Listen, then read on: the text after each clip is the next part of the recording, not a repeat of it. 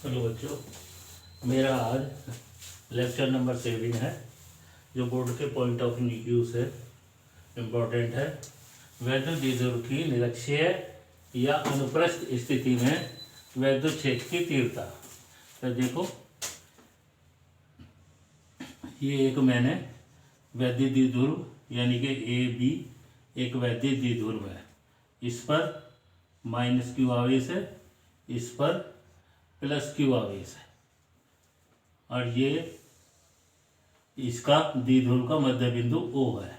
यहाँ से यहाँ तक की दूरी ये L है, और यहाँ से यहाँ तक की दूरी भी L है। अब निरक्षीय स्थिति होती क्या है कि इसके मध्य बिंदु पर खींचा गया विलंब पर स्थित कोई भी बिंदु निरक्षीय स्थिति में कहलाता है। माना ये कोई बिंदु P है जो इसकी निरक्षीय स्थिति में है, इसके मध्य बिंदु से r दूरी पर है। इसे मैंने मिला दिया है और इसको मैंने मिला दिया है। इस बिंदु P पर वैद्युत क्षेत्र की तीव्रता ज्ञात करनी है। ये कोण 90 है, ये कोण 90 है। तो अब चित्र से यानी कि समकोण त्रिभुज AOP में क्या लिखेंगे? समकोण त्रिभुज AOP में AP स्क्वायर बराबर AO square plus OP square, यानी कि या AP बराबर हो जाएगा AO क्या है हमारा यहाँ से यहाँ तक, यानी कि L का स्क्वायर, OP क्या है प्लस ये R है, R का स्क्वायर, और जब इसका मान लेंगे तो ये अंडर रूट यानी कि वर्गमूल ले लेंगे। इसी प्रकार BP बराबर भी under root L square plus R square होगा। अब बच्चों, आपने ये पढ़ा होगा, धन आवेश के कारण किसी बिंदु पर वैद्युत क्षेत्र की तीव्रता उस बिंदु पर आवेश को मिलाने वाली रेखा के अनुदिश दूर की ओर होती है। मान लिया ये E1 है, ये E1 है, तो यहाँ पर +q आवेश के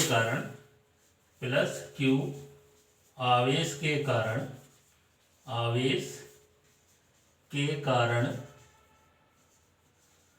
बिंदु P पर वैद्युत क्षेत्र की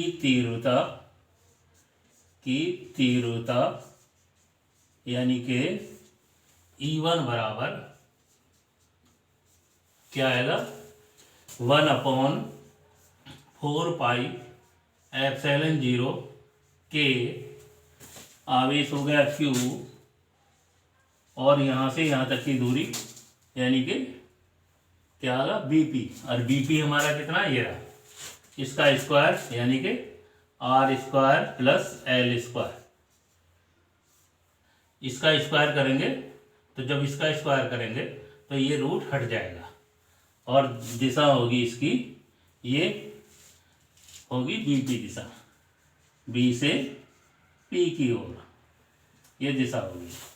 अब इसी प्रकार -q आवेश के कारण बिंदु P पर वैद्युत क्षेत्र की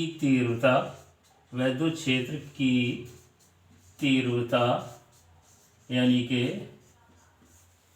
E2 बराबर 1/4πε0 के क्यू बटे, अब यहाँ से यहाँ तक ये भी दूरी AP, ये AP ये रही, यानी कि L² प्लस R²।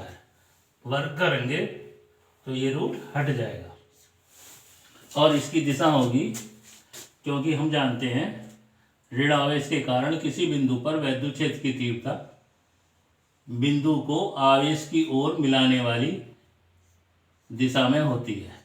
यानी कि ये बिंदु हो गया, आवेश ये होगा, इसकी ओर मिलाने वाली रेखा पर होती है। यानी कि इसका मान हो गया किधर से किधर को, P से A की तरफ, P से A की तरफ। अब बच्चों मान लिया ये कोण थीटा है हमारा, ये कोण थीटा है, और देखो यहाँ E1 और E2 बराबर है, तो इनका परिणामी भी क्या होगा, इधर को ये मान लिया मैंने, इसके समांतर ये लाइन खींच दी, ये एंगल थीटा होगा मेरा। तो जब ये थीटा है और तो ये भी थीटा होगा। क्यों? क्योंकि ये थीटा तो ये भी थीटा। क्यों थीटा? क्योंकि ये क्या होगा, ये दूरी बराबर है, इसलिए ये थीटा होगा। इसका इस दिशा में घटक E1 cos थीटा प्लस इसका इस दिशा में घटक यानी कि E2 cos थीटा। अब इसके लंबवत इसका इस दिशा में घटक यानी कि ये E1 sin थीटा, और यहाँ इसका इस दिशा में घटक E2 sin थीटा। ये हो गया। अब चित्र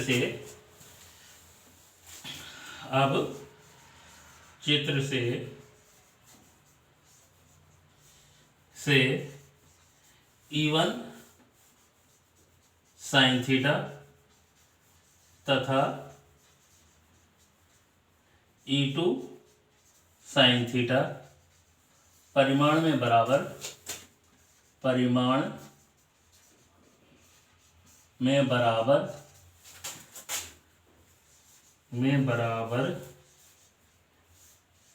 तथा दिशा में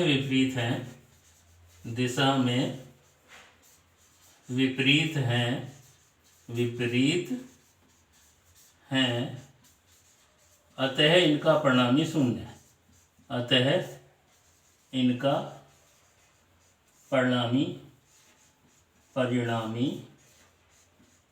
शून्य है। तब बिंदु P पर परिणामी वैद्युत क्षेत्र की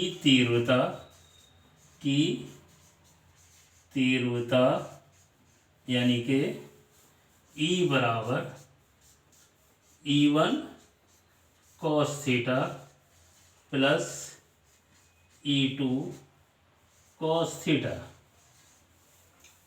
अतः E1 का मान यहाँ से रख दिया 1/4πε0 के Q upon R² plus L² और आगे cos थीटा प्लस ऐसे इसका मान रख दिया E2 का 1/4πε0 के Q upon R² plus L² cos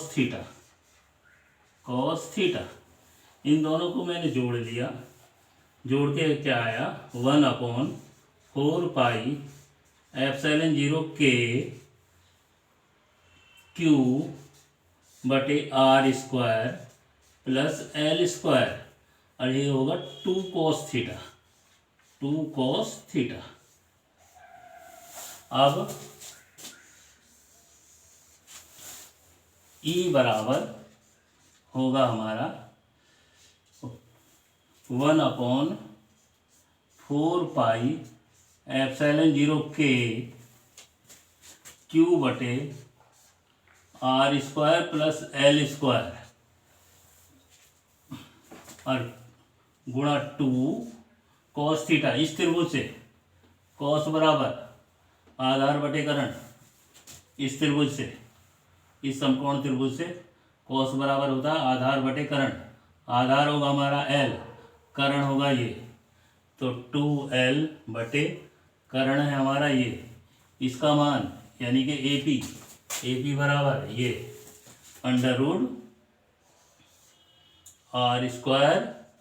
+ L², ये ब्रैकेट में है। तो E बराबर क्या आएगा 1/4πε0K 2QL बटे R² + L² की घात 3/2, परंतु 2QL बराबर P द्विध्रुव आघूर्ण, यानी कि द्विध्रुव आघूर्ण है ये, इसलिए E बराबर हो गया मेरा 1/4πε0K P बटे R² + L² की घात 3/2।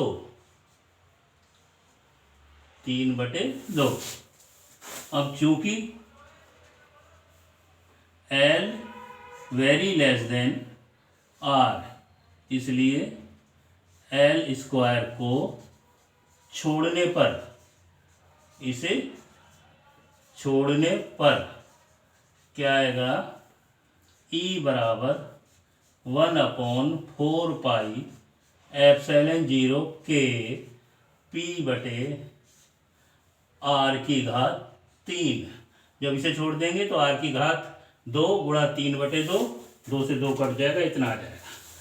ये आपका फॉर्मूला हो गया। अब बच्चों इसकी दिशा यानी कि ये इसकी दिशा इधर को, यानी कि धनावेश से ऋणावेश की ओर, यानी कि द्विध्रुव के आवेशों को मिलाने वाली रेखा के अनुदिश, द्विध्रुव से के आवेशों को मिलाने वाली रेखा के समांतर, इस रेखा के समांतर और धनावेश से ऋणावेश की ओर, धनावेश से ऋणावेश की ओर 1 नंबर का क्वेश्चन आ जाता है। इसलिए ये ध्यान रखने की बात है कि परिणामी वैद्युत क्षेत्र की दिशा, यानी कि परिणामी वैद्युत क्षेत्र E बराबर होगा कि दिशा होगी धनावेश से ऋणावेश को मिलाने वाली रेखा के समांतर होगी,